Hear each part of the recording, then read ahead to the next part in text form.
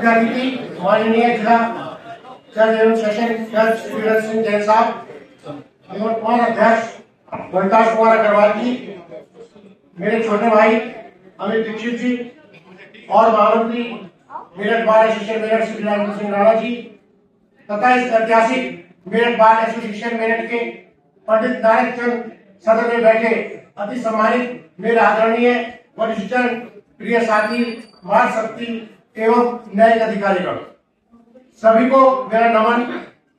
सर्वप्रथम मैं नमन करता हूं अपने गुरु श्री एम.पी. शर्मा जी को और पिता तुल्य चाचा श्री गोपी कृष्ण जी को, साथ ही साथ अपने माता पिता जी को, जिनके आशीर्वाद के फलस्वरूप आज इस ऐतिहासिक सदन में मैं मौजूद हूँ। इसके बाद मैं नमन करता हूँ इस सदन में लगे ये स्तंभ, तेल चित्र जो स्टार बोर्ड रहे हैं मेरठ बार के, उनको मैं नमन करता हूँ, क्योंकि मेरठ बार एक ऐतिहासिक बार है, एक लेगेसी रही है मेरठ बार की। जहां तक चुनाव के सफर का सवाल है, मेरे छोटे भाई महामंत्री साहब ने एक बहुत लंबी फहरिस्त सबके नाम की लिख दी और बता दी। क्योंकि हम साथ साथ चुनाव लड़े हैं तो मैं मामले को लंबा करना नहीं चाहूंगा, लेकिन मैं ये जानता हूं और जो मुझे लड़ाने वाले हैं वो भी जानते हैं, दिल से जानते हैं कि आज उनका सबका अथक प्रयास है जो मैं आज इस शपथ ग्रहण समारोह में अध्यक्ष पद की शपथ ले पाया। आज इस शपथ ग्रहण समारोह में खड़ा होकर मैं अपने आप को बहुत सौभाग्यशाली मानता हूँ, गर्व और कृतज्ञता का अनुभव करता हूँ, जिम्मेदारी के भाव से मैं भरा हुआ हूँ।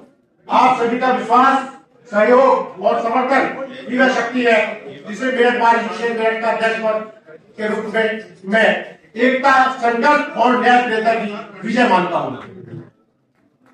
यह चुनाव एक बदलाव की लहर था, एक नई सोच का प्रतीक था।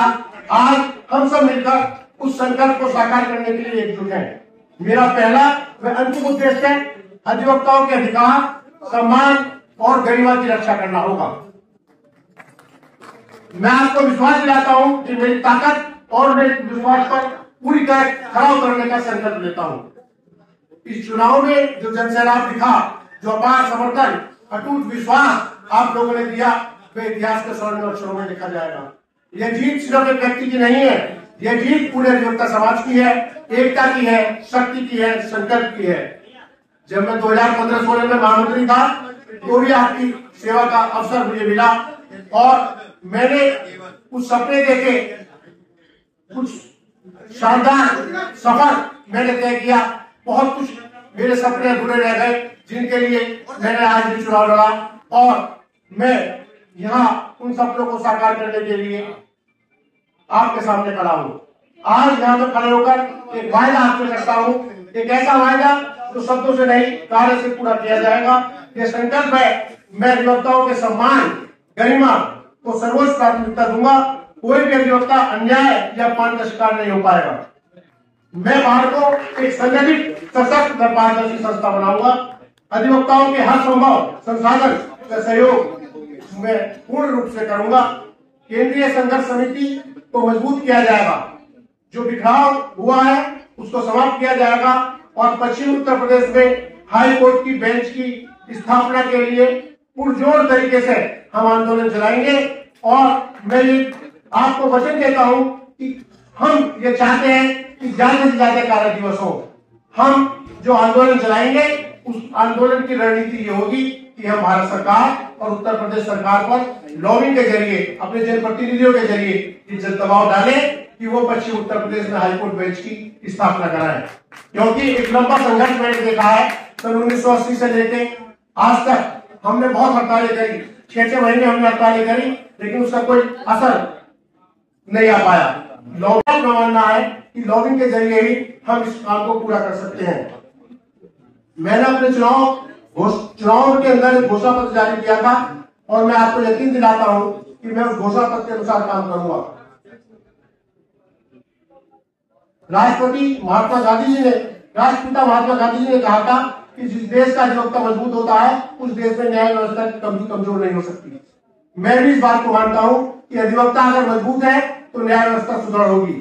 हमारे संविधान निर्माता श्री भीमराव अम्बेडकर जी के द्वारा भी ये कहा गया कि यदि अधिवक्ता समाज सशक्त होगा तो न्याय कमजोर नहीं पड़ सकता। जो अन्याय के विरुद्ध न करे वही असली अधिवक्ता है। मेरा पूरा प्रयास होगा कि न्यायपालिका अधिवक्ता समाज के मध्य सामंजस्य स्थापित कर न्यायिक प्रक्रिया सुचारू रूप से चलाई जा सके, जिससे वादकारियों को न्याय प्राप्त हो सके। आए दिन ये सुनने में आ रहा है कि अधिवक्ता गण को न्यायालय में वो सम्मान नहीं मिल पा रहा जिसके वो हकदार थे। विशेष रूप से जो नए न्यायिक अधिकारी हैं वो अधिवक्ताओं को न्यायिक प्रक्रिया का बराबर का भागीदार शायद नहीं समझते। लेकिन मैं ये कहना चाहूंगा कि उन्हें सीख लेनी चाहिए हमारे जिला जज श्री रण सिंह जैन साहब से, जो कितने सौम्य हैं और अधिवक्ताओं का सम्मान किस तरीके से किया जा सकता है वो उनसे सीख सकते हैं।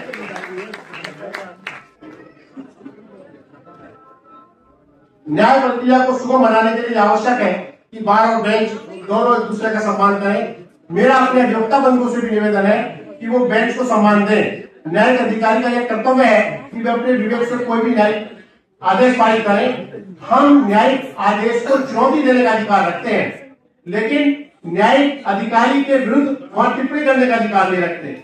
विशेष रूप से जो भी न्यायिक अधिकारी आदेश पारित करता है आप उसका सम्मान कीजिए, उसको चुनौती देने का अधिकार हमें संविधान ने दिया है। कोई भी पूर्णता अगर आप सम्मान देंगे न्यायिक अधिकारी को तो ऐसा कोई कारण नहीं तो आपको सम्मान वापस ना मिले।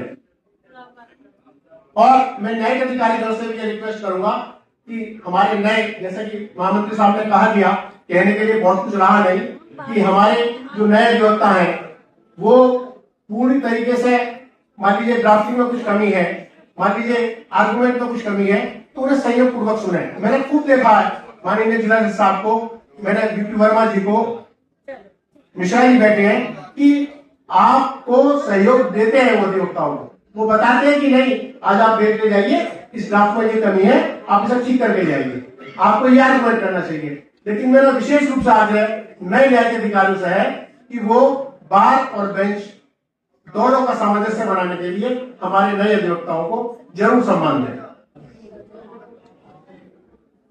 देखिए बहुत लंबा समय हो चुका, आप लोग यहाँ 1:30 बजे से बैठे हैं और लगभग 5:15 बजे को आए हैं। मैं अब आपके बीच में और बहुत ज्यादा कुछ कहना नहीं चाहता, पूरा साल पड़ा है, हम लोग कहेंगे और कहेंगे नहीं, हमारी टीम कुछ करके दिखाएगी। ये सिर्फ वादा नहीं, ये शब्द नहीं है। मैं आपको आश्वासन देता हूं कि आप महसूस करेंगे कि मेरे बाद में आपने न्याय नेतृत्व देके कोई गलती नहीं करी। इसी के साथ मैं अपनी वाणी को विराम देता हूं। जय हिंद, जय अधिवक्ता समाज, जय मेरे बाप। धन्यवाद। आप सभी लोग जो है हाई टी पे इन्वाइटेड हैं, प्लीज।